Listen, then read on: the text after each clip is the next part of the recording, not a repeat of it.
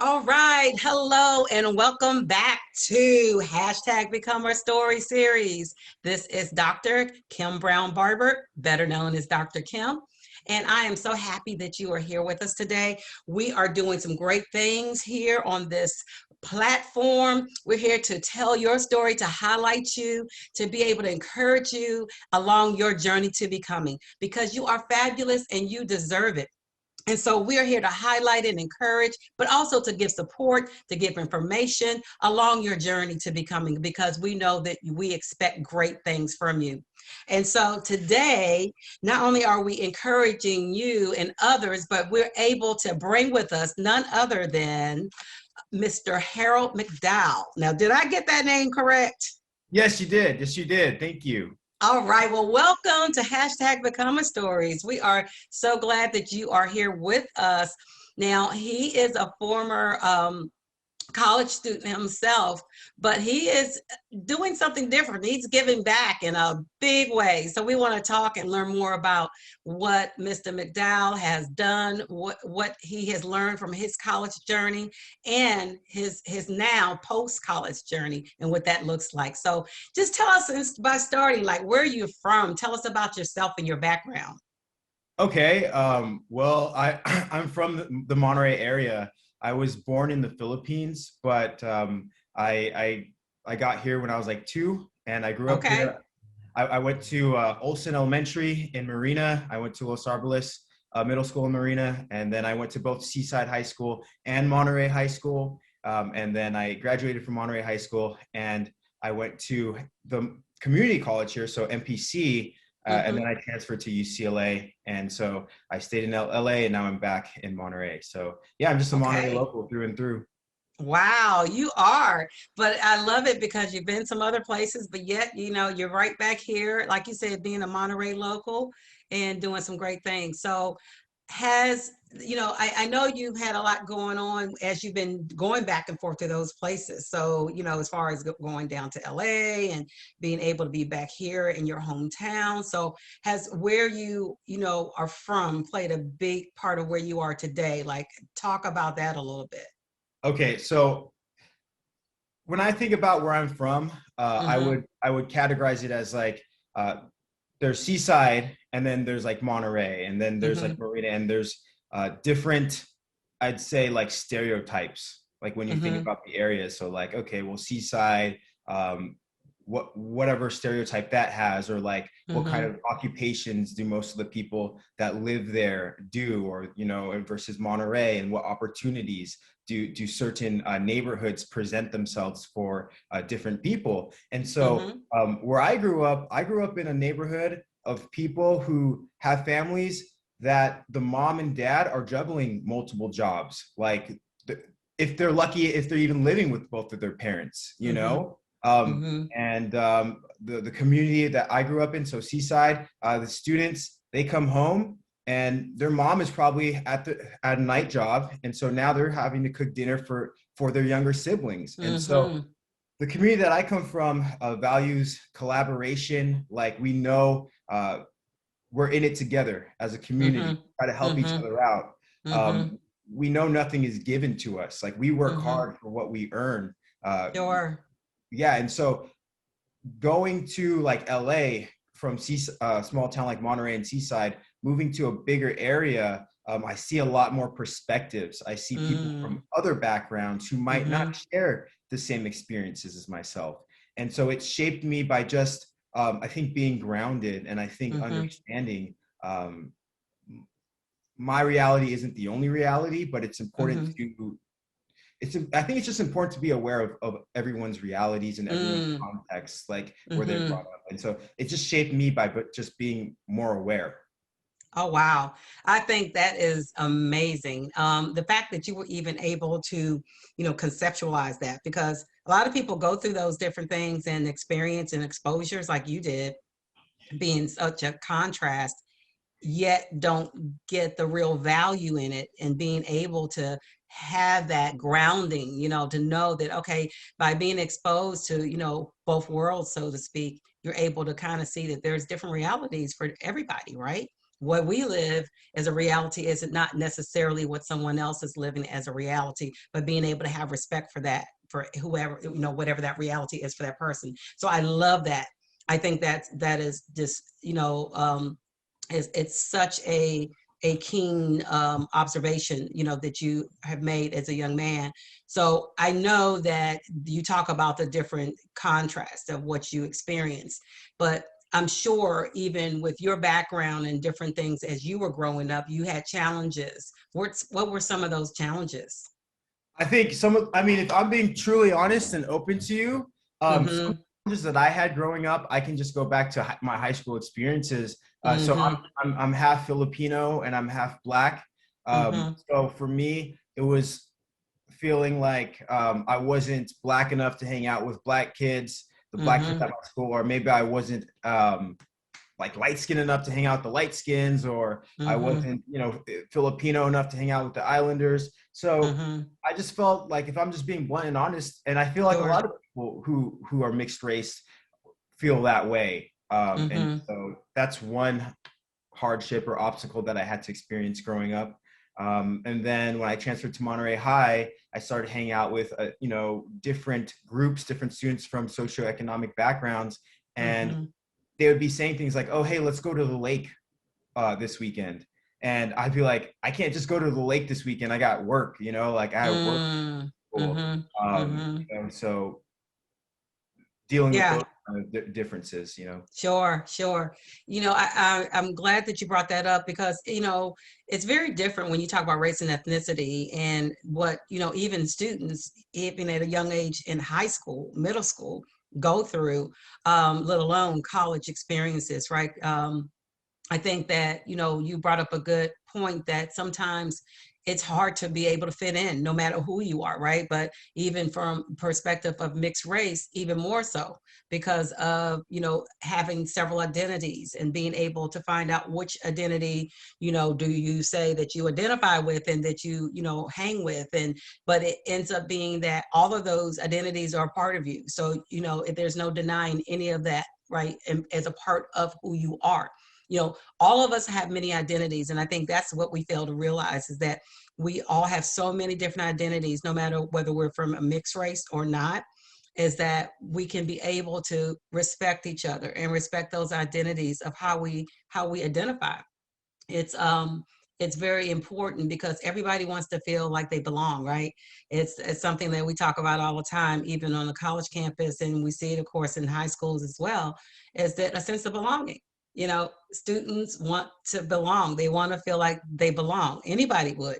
And truth be known, even as an adult, as we both know, when you are in different settings, they want to belong too. People want to feel like they're welcomed, and I think that's the bottom line, is being able to make sure that everybody feels welcome and that they are included. So I appreciate you bringing that up. So I know that you have the college that you graduated, you had mentioned earlier. What was that? Was it UCLA? Yes, ma'am, UCLA. Okay. So you graduated from UCLA. What was your major then? Political science. Okay, Political. political science.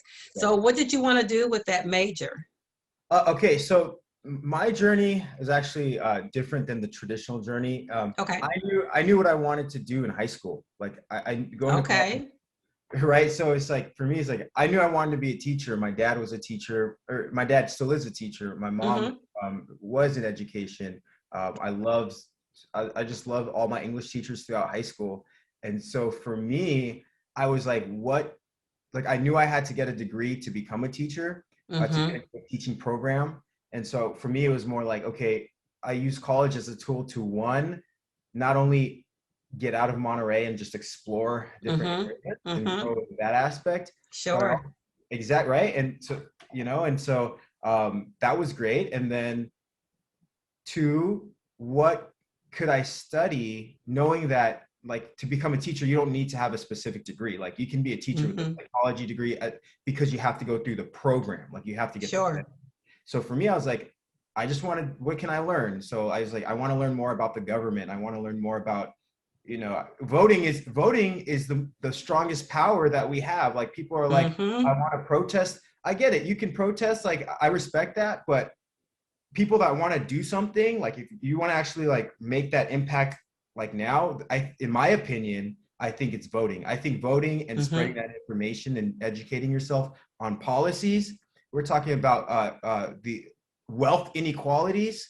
Wealth inequality is, in my opinion, worse than income inequality. Wealth Mm-hmm. inequality is based off of racist policies. Mm-hmm. I mean, and like redlining, you know? And Mm-hmm. so I wanted to major in political science because I wanted to know how to get information about voting and like how bills worked and how legislation worked. So two Mm-hmm. things: to move and see another area, and to just learn about the government. I said political science at UCLA. I'm Black. Mm-hmm. I want to go there. You know, I want to join, like, Mm-hmm. represent for the minority community there. And it was, you know, I thrived, if I'm being honest. Sure. The first few years were tough. I'll tell you this. I'll say this. I actually came home, or you know, when I transferred from MPC, my Yeah. year was tough. I felt, you know, I like you said, I didn't feel like I fit in. Like, you know, Mm-hmm. I was the only minority. There's not a lot of minorities Mm-hmm. at most universities, you know, if we're Mm-hmm. talking about it. And so that was a struggle. And so I came home and I told myself I was just going to go to CSUMB. Not that just going to, it's not just going to CSUMB. CSUMB is a great school, but I was like, I'm Mm-hmm. going to stay home. But then I eventually said, you know, I have this opportunity. Let me go back and try it again. Mm-hmm. I came back, That's and excellent. when I came back is when I thrived. That's awesome. So what are you doing now with all that education and you definitely have a eye for the government and politics. So what do you do now? And so right now I teach, it's my fourth year teaching English to Wow. freshmen at All CSUN. right. Yeah, thank you. Kudos. Teachers are one of our heroes. And definitely right now, they were always a hero, but even more so right now, alongside with our health care professions, they are heroes as well. And so are the parents because of all the adaptation that all of us have had to do with COVID-19, but in education as well. So I take my hat off to you. Thank you so much. Thank you. I appreciate that. Yeah, So you what's it know, like being a teacher and where do you teach? so I teach at Seaside High, and Okay. it's unique for me. And so I want to keep it. I know I could talk about every, you know, there's a lot to talk about, but I'll keep it specific. And since we're talking about like identity and culture and Mm-hmm. representing where we come from, right? Our journeys. Sure. I'll say it like this. It's great.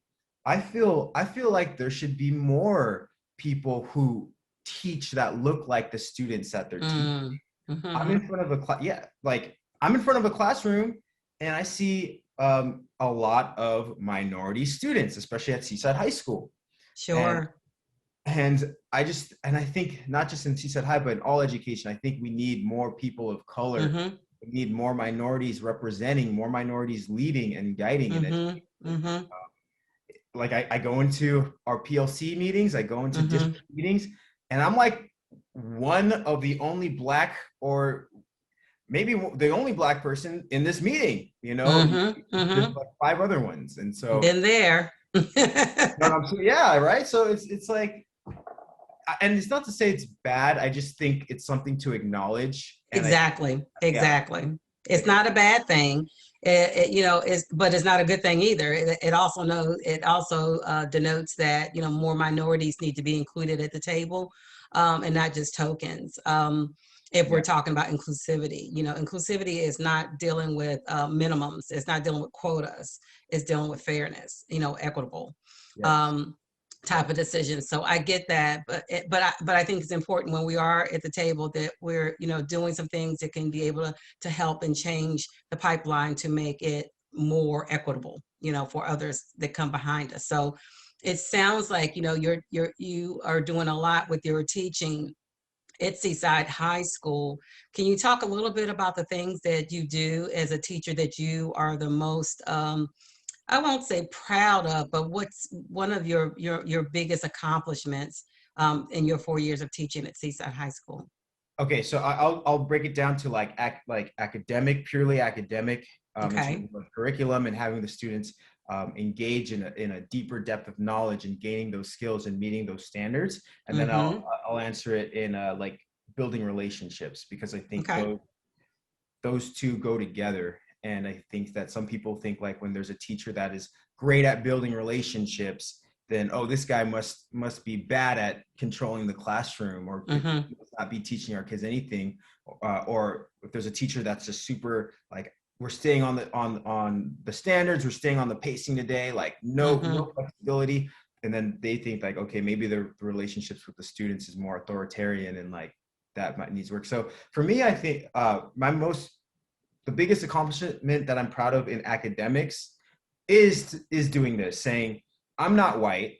I don't come from a family where I got to come home and have private tutors or be able to, so like I work, like I had a hard time doing my homework. I had a hard time like having time to study, right?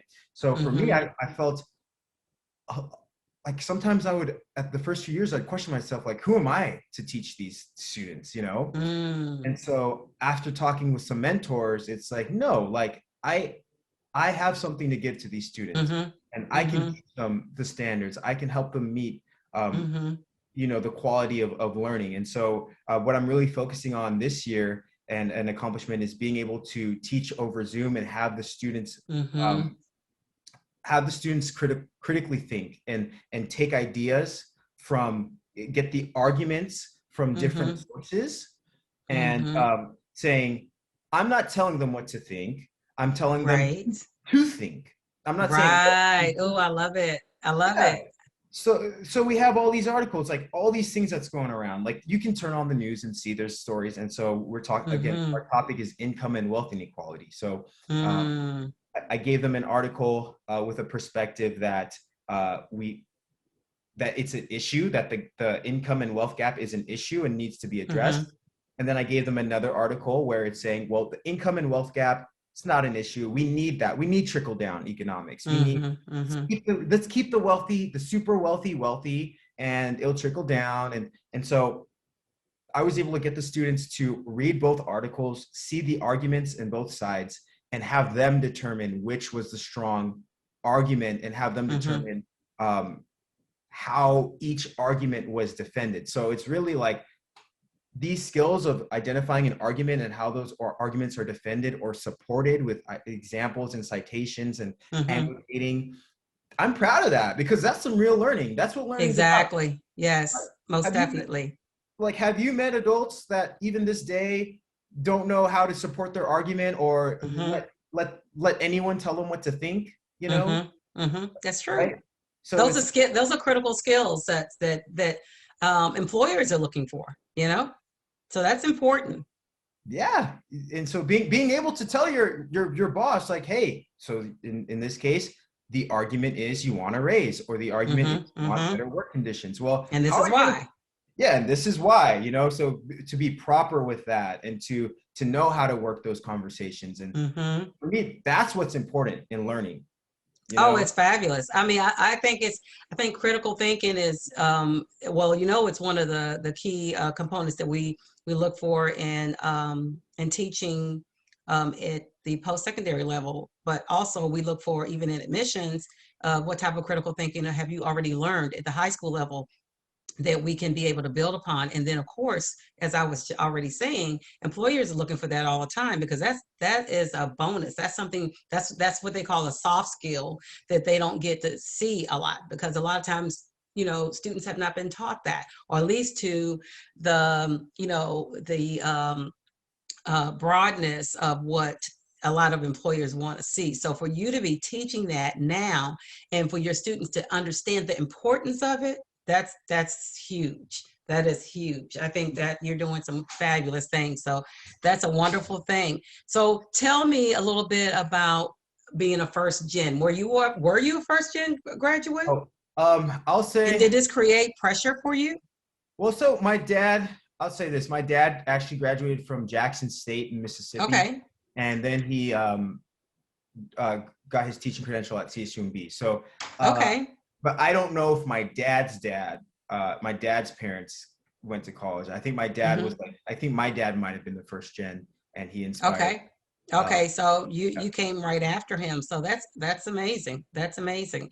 And so you talked about being a minority in college. How was that for you? I mean, you kind of talked about it a little bit, but what did that look like for you? I mean, were there other mentors in your, you're being a mentor to your students now at the high school level, but while you were going through college, did you have some mentors in your life, and talk about what it was being a minority, but what kind of mentors did you have mentoring you at the college level? I'll say some mentors that I had at the college level. If I'm being honest, it was like my dad. Like even though my dad wasn't Mm, there with me, I mm-hmm, mean, talking to my dad when I would come home for holiday breaks or spring breaks and just texting him and talking to him, that really helped, because he he knows what it was like mm-hmm, to leave home and to go, because he got his credential at CSUMB and he was probably a minority there too, and mm-hmm, so just mm-hmm. being able to talk to him about being in a different place. So my dad was a mentor. um I'm trying to think. I mean, It's interesting, right? When you stop and think about, like, okay, who did mentor me? Who was my biggest mentor? Or, people have several mentors. Who were my mentors during my college days? So you had your dad, which was great because a lot of first gen students don't have even that, right? So you had your yeah. dad, but it's like, did you have a professor, or were there other, people in your life that were mentoring you? It's kind of interesting to think about that. So I'm gonna be honest. I'll give you my real answer. Honestly, I don't think I had professor mentors. Um, Okay. I'll say this. I would actually, coming from Monterey Peninsula College, it's junior college, a smaller kind of Mm-hmm. setting where you can Mm-hmm. talk. I had mentors in junior college. Mm-hmm. I had like tutors that would help me out. I had some professors that were close to me at Mm-hmm. MPC. They just helped me they were just respectful to me, and they were just like Mm, my mentors, I guess, don't really like tell me like formulas or like give me direct advice or anything. mhm, They sort of mentor me by just being respectful to me, and mhm, like I just talking to them and having normal conversations. I guess it just brings me positivity and shows me like, mhm. hey, these are good people. There's good people in the world. So Sure, sure. yeah, That's awesome. yeah, Okay. I don't So really have. it sounds like you didn't really have official mentors, but you had a lot of people that were around you who were actually acting as mentors, by being positive and respectful, right? I had a lot of people around me that acted as mentors, but Mm-hmm. also, and this is going to sound, I do not want to sound like conceited or anything, but I think like I'm very, like I overthink, right? And so I have my Mm, own conversations with myself. Like mm-hmm. I think Mm-hmm. sometimes I'm my own mentor. And what I mean by Mm-hmm. Mm-hmm. is I tell myself, I write myself messages. Like I say, like right here on my calendar, I have, be positive, you create your Mm-hmm. reality, and Mm-hmm. go harder. I And love it. I love it. That's awesome. like I'm my own mentor. I do listen to a lot of podcasts and listen to a lot of Mm-hmm. audiobooks and read, but like I don't really seek out a mentor for me. Mm-hmm.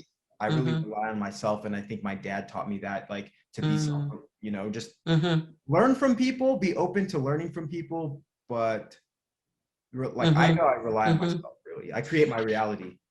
That sounds awesome. I think it's important to have mentors because we want people that have been in those positions to be able to guide us. And then we become those mentors for others, like you're doing with your students right now. You're a mentor to somebody, believe me. Just Yes, I am. listening to you and your story, you're definitely a mentor to some people. So I think having a mentor is good. And I think you had one in your dad without really knowing it, that he was acting as that mentor.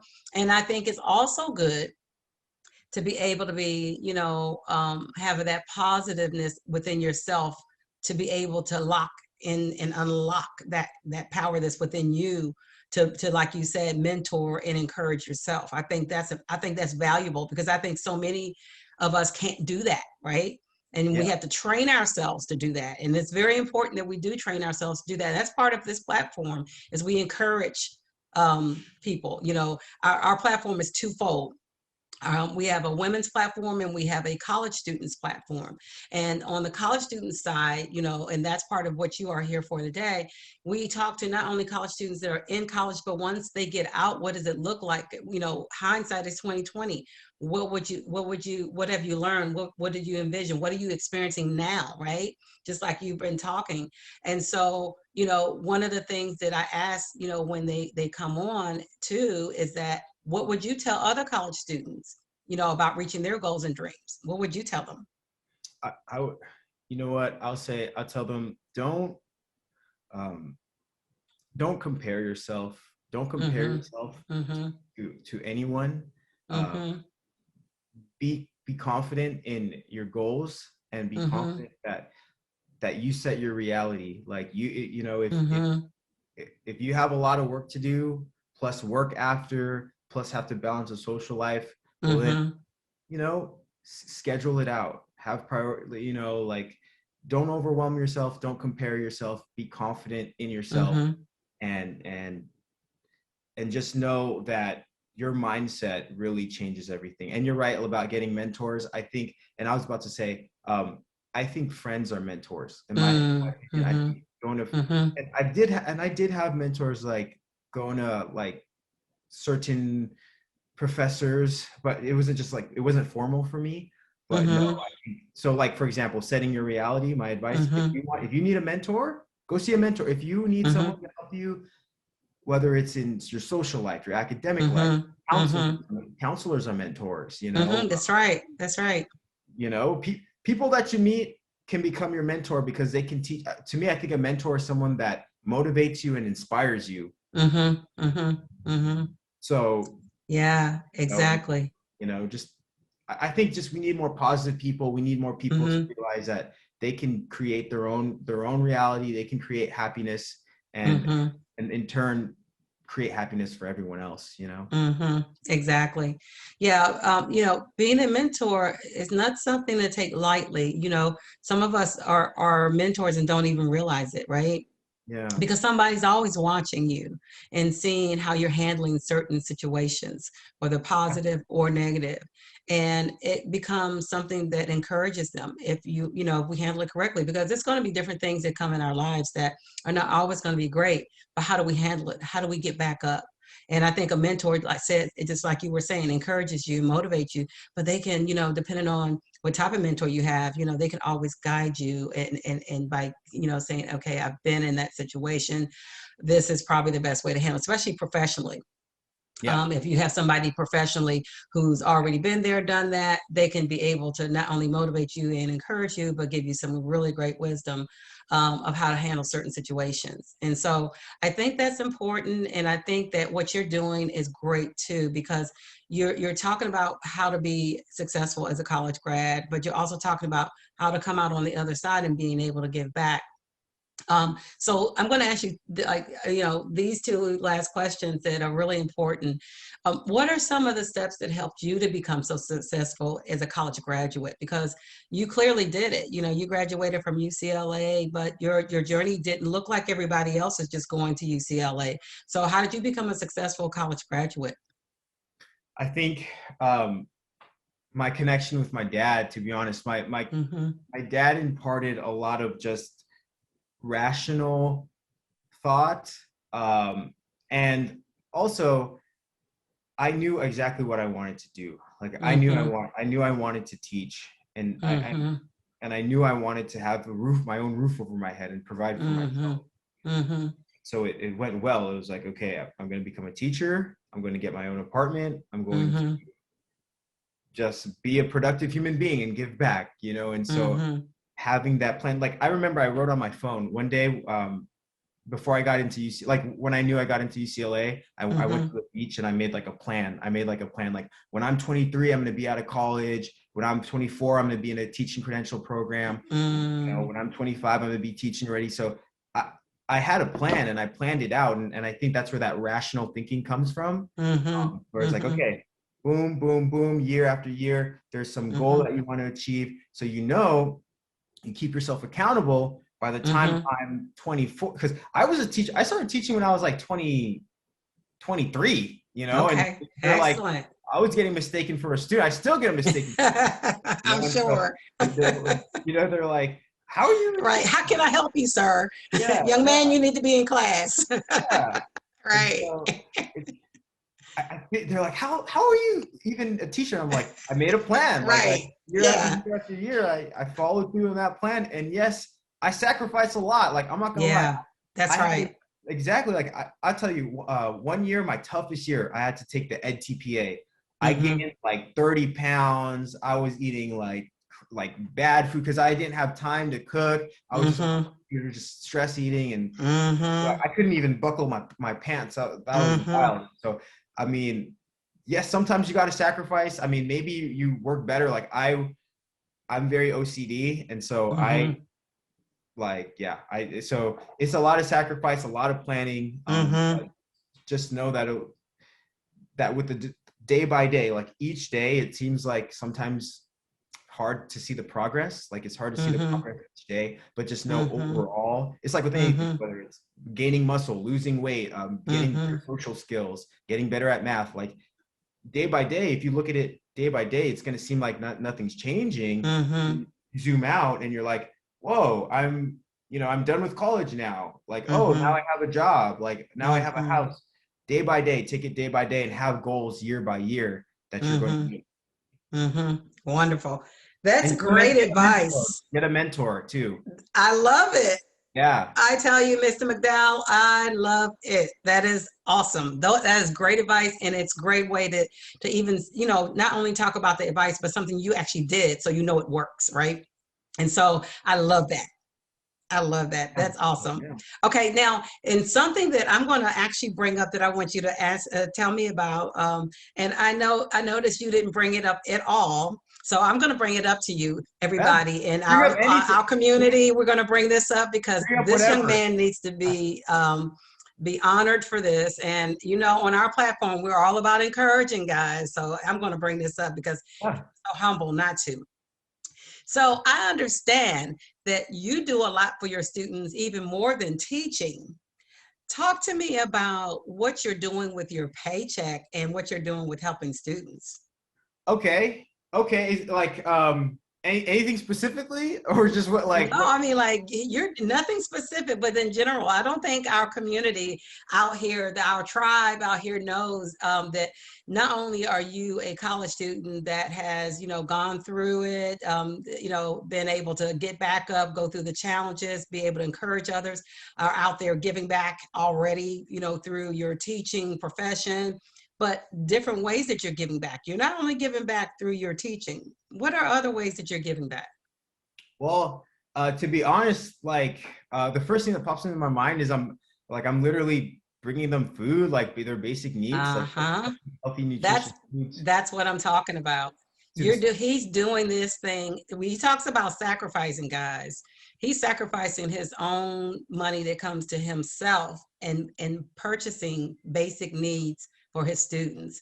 And see, he's very humble. He didn't bring that up when I was asking him. I was prodding him, audience. I was prodding him to do it, and he still wouldn't take the bait because it's he's so well, humble. He's so humble. But I wanted to make sure that we bring that out during this, interview, because it's so important to people to know that, that we want to honor you and we want to celebrate you, that you're giving back.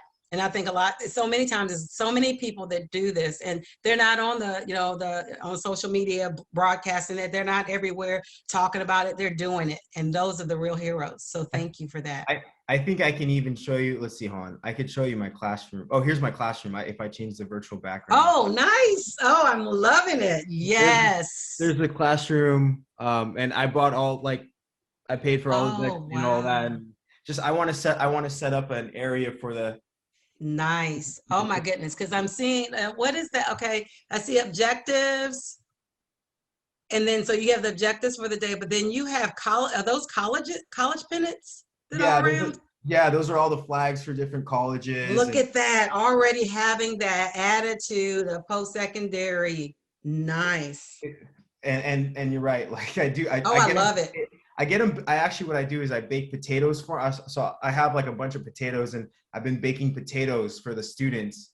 And I of course can contact their parents and make sure it's okay, Yeah, and like if sure. they're okay. And but like I bake potatoes for them, and I bring them, I have spinach, like a bunch of different little spinach packets, and so I'm trying to get them, So you're doing healthy food.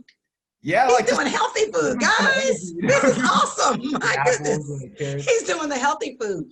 Oh Yes. my goodness, that's even more impressive because it's not like I'm just giving them some junk just so that they can say they had quote unquote food for the day, but I'm giving them healthy food consciously. Oh goodness, former First Lady Michelle Obama Yep. Yeah. loves you She was doing. I because know. you're doing healthy stuff. Yeah. Yeah. hmm And so I actually do want to go to. I don't know if you work closely with CSUMB, but I actually do want to go back and get my master's in education in CSUMB. So Well, yeah, it would we be must cool. talk. Yeah, it would be cool to go back and see what I can, how I can give back in that regard too. Great. So what would you want to get your master's in? In education, Okay. and I want to make, again, like what I'd like to see is more minorities in education. Mm-hmm. I think honestly, and this might be controversial, but I feel like some of the policies in the credentialing program are a Mm-hmm. little bit racist, in my opinion. I think some Mm, policies in mm-hmm. college, and especially to become a teacher, it's Mm-hmm. like it's not like you're going and teaching to make hundreds of thousands of dollars already. Mm-hmm. You're Mm-hmm. paying a lot of money to become a teacher, and it's hard to Mm-hmm. juggle. So I want to see what I can do in that regard. See what I can do about young students getting in situations where maybe they can't avoid a certain Mm-hmm. lifestyle. Like maybe they're Mm-hmm. born, if you know what I'm saying, born into that Mm-hmm. lifestyle. I want to Mm-hmm. find a way to mitigate that, and be able to bring support to students in lower socioeconomic communities, educate them on how to vote, I want to address the wealth gap and educate people about how to vote, what kind of bills, what kind of legislation to vote Mm-hmm. for, who to vote for, or again, my bad, not telling people who to vote for, but educating the policy. Educating them Yeah, and about the making. policies Mhm. connected with the individuals, and that's huge. I mean, we have to know what policies certain individuals are. Oh, you could have kept that up. That was beautiful. I didn't know if you were. I didn't know. Okay, here. No, I'm loving it. I'm loving it. I'm loving it. Um, but yeah, the policies connected to the individuals that we vote for are very important so that we can see, how that connects to our lives, how it impacts our lives.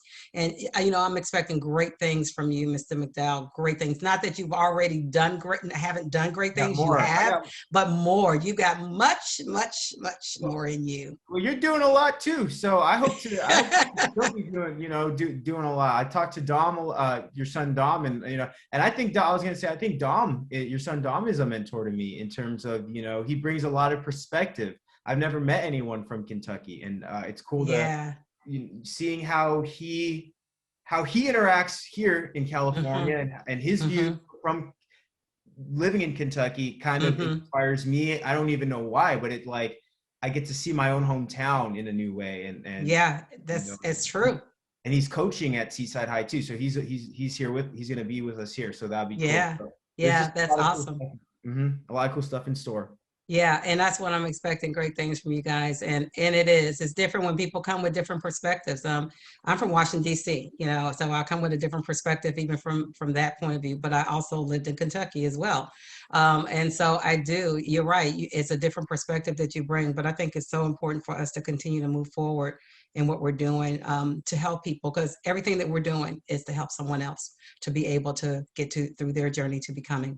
So Yeah. last question, who would you tag as your next hashtag becomer story? Who would you tag next? Ooh, who would I tag for my next hashtag Yeah, becomer? who's doing some great things like you are I, oh from the man, college okay. student end. They have college student. Right, but they don't have to be a college student now. They could be, Oh, okay. already out and doing some things, but to be able to help our college students, they could be able to do give a lot of different type of scenarios of what they have done. Gosh, there's so many people that I'm going through right now. I know. Hmm. Okay, I'm thinking of teacher. Like, is okay. I'm thinking of a teacher. Let's see. I mean, I could tag my brother, my twin brother, if that Uh-huh. works. So However you want to do it. can I give you options? I'm sorry. There's so Can many I get people. can I get more than one tag? Well, Yeah. we'll tag your twin brother first, and then we'll talk offline to get more of your people that you may want us to be able to highlight. But we'll tag your twin brother right now. So And I uh, also say there's this other lady. I really want to tag her, but let me usurp my brother. I want to tell her name is Raquel Ross, and because Raquel Ross actually is a math teacher at Seaside High, and she's uh-huh. also mixed race, and she's also has a unique perspective that I Yes. and it appreciate for me. Race is a big thing because it's something I can relate to and something I can Mm-hmm. resonate with. So Mm-hmm. that's the only reason why I brought that up. But Raquel Ross, she is amazing. She has two daughters. She just had a son, a baby boy over the pandemic. She's like the leadership teacher. She's doing amazing things at Seaside High. I Mm-hmm. don't know her scheduling. But the only reason why I was hesitant to tag her is because I don't know what she's up to. But I'll send you her email and we'll talk about that because You she can will just be, introduce us. That'll be yeah, wonderful. I she is actually amazing. am familiar with her in doing some work. So you're right. She's fabulous. So she would be great for this platform. So yeah, definitely. She's on it. I'll tell you, Miss Yes. Ross is, I call her Yes. Miss Ross, but she is on it. I look up to her. She's the only, and the other thing is she's the only other like black teacher that I even think teaches at Seaside High. She's the only other one. Okay. Maybe Okay. I'm wrong. I might be wrong, but Right. as of right now I think she is. And so I kind of with her, like it's like I feel comfortable. Like well, it's not Yes. like I don't feel comfortable with other teachers, but there's just this unsaid thing where it's Mm-hmm. like Mm-hmm. you know what I'm saying? It's like Miss Ross, I can open up, like I can Mm-hmm. like I feel trusting to her. So yeah. Sure, sure. Well, you both are doing some fabulous things. I look forward to that introduction. We thank you again, Mr. McDowell, for your time today. Community, we celebrate you and we celebrate Mr. McDowell for all the work he's already been doing and the work that's coming forward. Look for his name. And remember, you heard it here first on hashtag Becoming Stories. Have a good one and make sure you stay safe and walk in victory and walk in peace. Take care now. We'll see you next time. Bye bye.